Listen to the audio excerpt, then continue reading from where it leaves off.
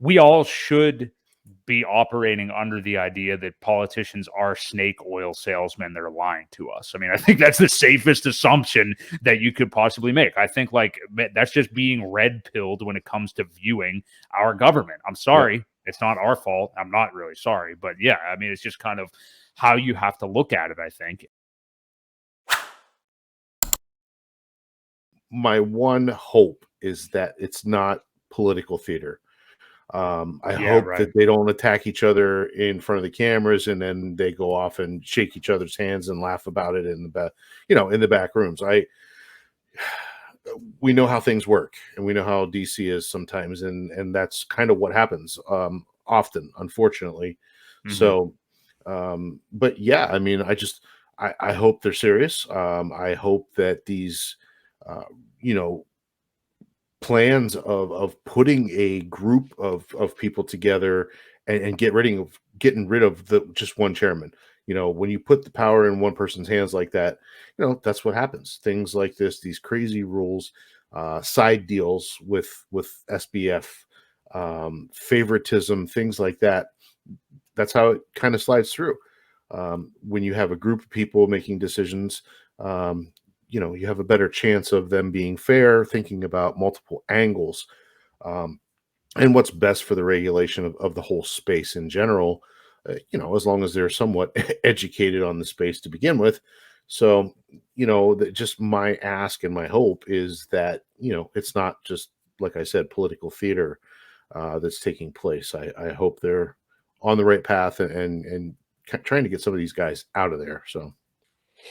Yeah, and I concur completely. The political theater thing is the thing that I was thinking as well. And ever since Tom Emmer was really emerging as the pro crypto guy, of the very few politicians that seemingly want to keep this industry in this country instead of pushing it to our biggest enemies, like Gary Gensler is a fan of doing it. I heeded the same caution as you. I was just kind of like, well, is this real? Like, we all should be operating under the idea that politicians are snake oil salesmen that are lying to us. I mean, I think that's the safest assumption that you could possibly make. I think that's just being red pilled when it comes to viewing our government. I'm sorry. Yeah. It's not our fault. I'm not really sorry. But yeah, I mean, it's just kind of how you have to look at it, I think. And that's what I choose to do. I will say Tom Emmer definitely seems very educated on the topic, very impassioned.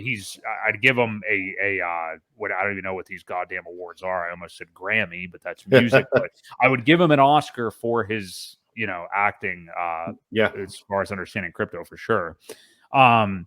He came after Gensler yesterday. Let's start real quick, though, with the McHenry guy, the bow tie guy, because that was the first big one that really made waves on Twitter. And It's because very plainly, point blank, over and over, at least I want to say 4 times, maybe like 6+, he had asked, is Ethereum a security or commodity? Yep. And he is not, stating whether he is in favor of one side or the other. It's not about what's going to benefit who or anything like that.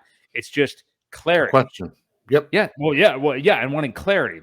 This is your organization. You don't provide, you're trying to protect everybody, but you don't even provide definitions anybody can understand. And you literally do not even answer the question to provide that clarity. So who are you protecting?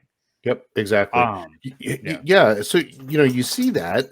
And you hear a lot of these guys that are trying to start a business or, they've attempted to do things by the book the right way. They submit their paperwork and they never hear anything back. It's ridiculous. It's a circus. Speaking of clarity, and then they don't have any. So they just proceed with, whatever. And at that point, they say, we would rather take the fine than to just wait around.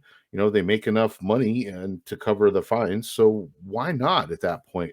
Like I said, you said it too. It's the clarity of all of it. They ask questions and they dance around it.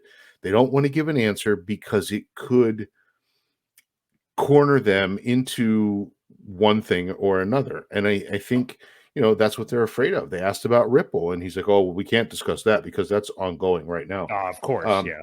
but yeah, the guy asked about Ethereum. I don't know. You're right, 4 times at least that I remember too. Yeah. And he danced around it. He wouldn't say one way or the other. But he has said that Bitcoin is not a security. So I really think the changing from proof of work to proof of stake has kind of made them walk that fine line now, I whether think they you're right. don't want to say, because I know they are going after proof of stake things a lot, and any kind of staking mechanism. So, that's one thing that Richard has, like I said, he's usually been a couple steps ahead, and wanting to change it. Well, we're not staking anymore. We're actually mining. So, for that reason. So, well, yeah, it's just they've got to get on one page. They've got to make decisions, and they're just afraid to do that.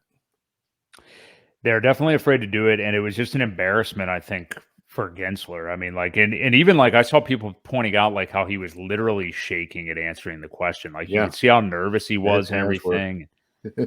It's just if he didn't cause so much unclarity and pain to people, I would say that I feel bad for him because there's no way that guy is happy at the end of the day. I mean, the level of stress and to just live a lie like that, I don't know. It must be difficult, but hey, he's hurting other people a lot more than himself. So hexpassiveincome.com.